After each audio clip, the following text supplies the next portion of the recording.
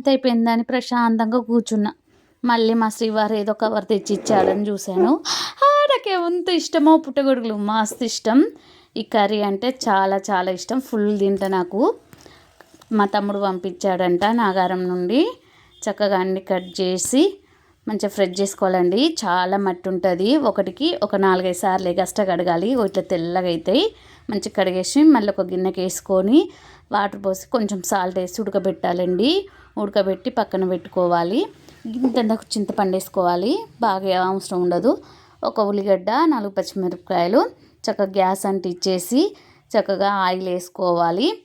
Oil వేసుకున్నాక చక్కగా పచ్చిమిరపకాయలు వేసేసి మంచిగా పచ్చిమిరపకాయలు కూడా వేగాక పప్పు దినుసులు అన్నీ వేసుకోవాలండి. శనగపప్పు, మినప్పప్పు, ఆవాలు, జీలకర్ర, ఎల్లిపాయ కొంచెం వేసేసి వేగనివ్వాలండి. ఉంటే కరివేపాకు కూడా వేసుకోండి, నా దగ్గర లేదు, వేయలేదు. అవి కొంచెం గోల్డెన్ కలర్ వేగాక కోసి పెట్టుకున్న ఉల్లిగడ్డలు కూడా వేసేయాలండి.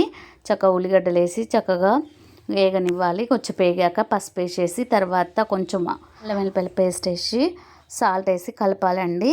కలిపేసి మూత పెట్టి పక్కన పెట్టాలి. కొద్దిసేపు అయినాక మగ్గిపోతే గోల్డెన్ కలర్ వచ్చాక మనం ఉడకబెట్టి పక్కన పెట్టుకున్నవి కూడా మష్రూమ్స్ అలా వేసేయాలండి. పుట్టగొడుగులు అంటారు.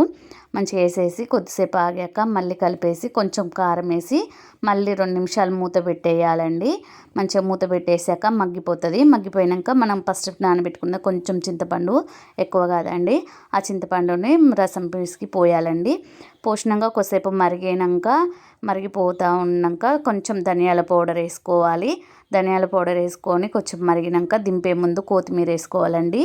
అంతే, పుట్టగొడుగుల కర్రీ సూపర్ అంటే సూపర్ ఉంటుంది. పుట్టగొడుగులతో బిర్యానీ కూడా చేయొచ్చు. మనకి ఈ సీజన్లో చాలా దొరుకుతాయండి. ఎప్పుడు దొరికినా మిస్ అవ్వకండి. తీసుకొని కర్రీ వండుకొని బిర్యానీ అన్న చేసుకొని తినండి. చాలా విటమిన్స్